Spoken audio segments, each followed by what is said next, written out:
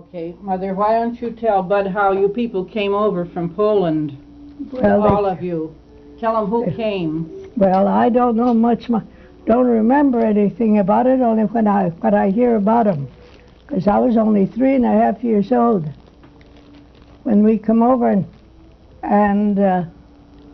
so they came in the steerage. That's third class. But they say that's in a way, that's a good way to come because you don't get that rocking, because you're down in the ship, you know. Yes. And, well, I don't know how they lived, but they did. People didn't have separate cabins or nothing. And what kind of, because I don't know, it seems my mother didn't care to talk much about those things. I couldn't get much out of her. But I couldn't remember anything. I was 3.5 years old, and Aunt Frances was 1.5 years old.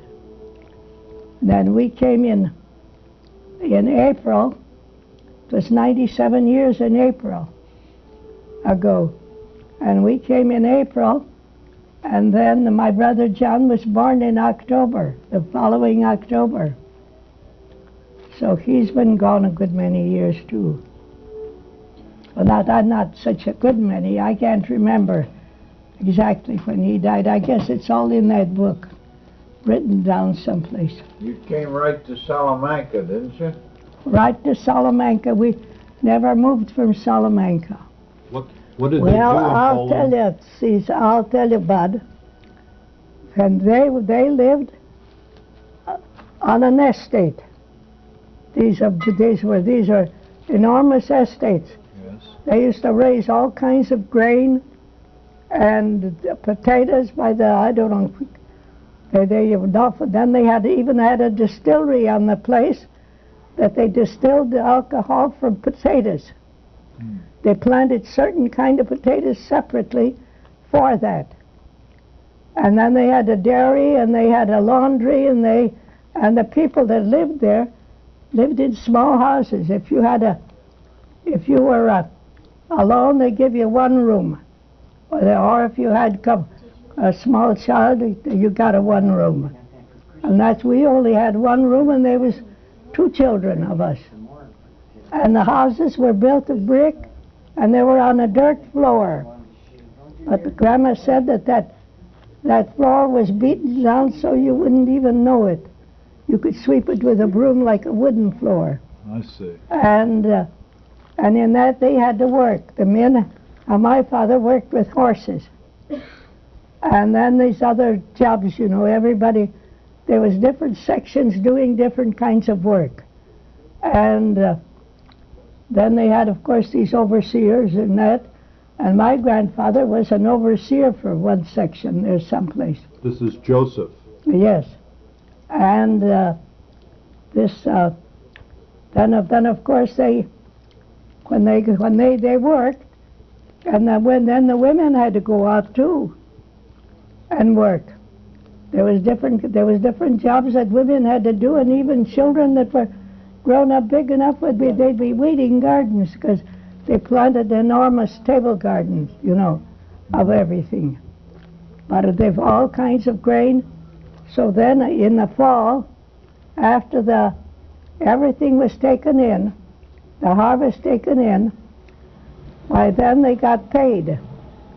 Well, they got so much money, I never knew how much, so much money, and they gave you so many bushels of potatoes and so much of each grain. But mostly they'd have wheat and rye they'd get, and barley, that was for bread. Wheat and rye was for flour, and barley was for these breakfast foods, cereals. And then of course the oats, they got so much oats in the straw, because they had straw ticks, you know. Because years ago, even here, when we came here, there was nothing, only straw ticks for years yet. And so you see, they changed the straw twice a year, in the spring and in the fall. Well, then when they threshed that out, they had little oats left over. Well, then they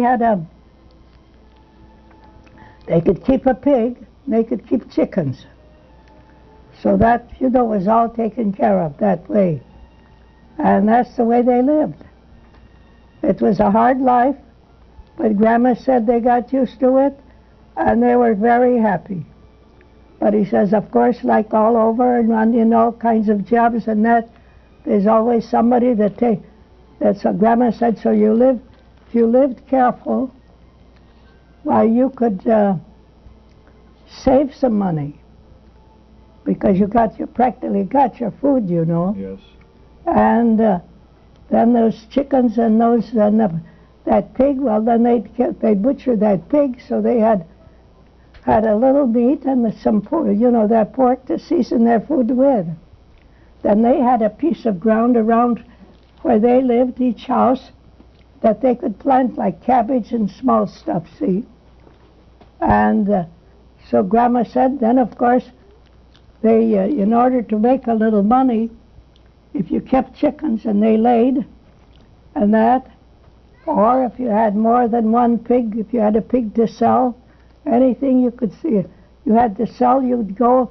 They used to have markets, I guess, once or twice a week, but they had to walk. They used to get up at 3 o'clock in the morning to walk there. Oh, my. There's these these Jews, Grandma said that they were terrible. You had to watch your stuff because they'd mix it right in with theirs.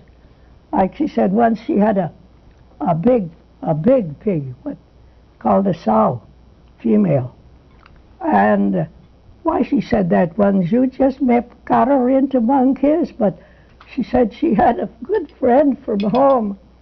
And she said he got after that Jew with a club, and he told him to leave that pig alone, that don't belong to him yet. Says, you've got to buy it before it's yours. And Ma said that that Jew got scared and got the pig away from his whole bunch there. So that's the way people lived. So then you could sell eggs or chickens or anything. But she says if you took care of your money, took care of what you had, whether it was food or anything, well, she says it was all right. But she says just like all over, if you took and went to when the stuff was growing yet and you were pulling it and selling it for liquor, well, she said it was, then of course them people were always hard up. Yes.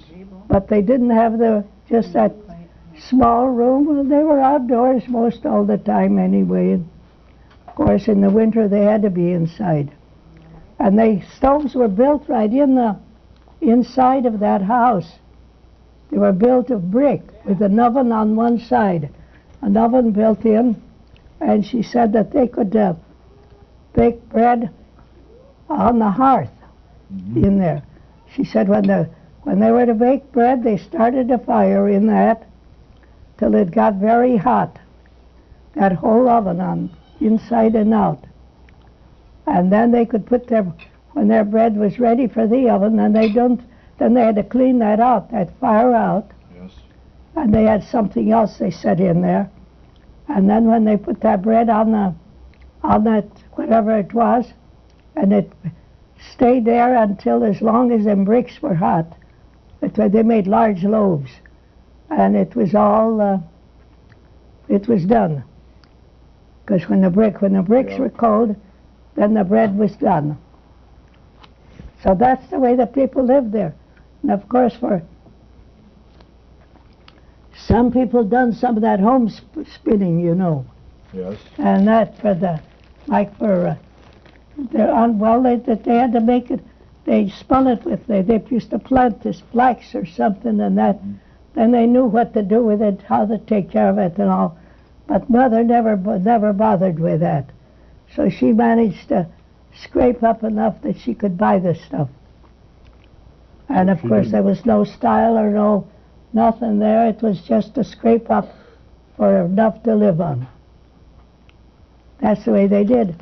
But then I says that it took an awful lot of courage anyway. Even even if they weren't so well off there, but they knew where they were.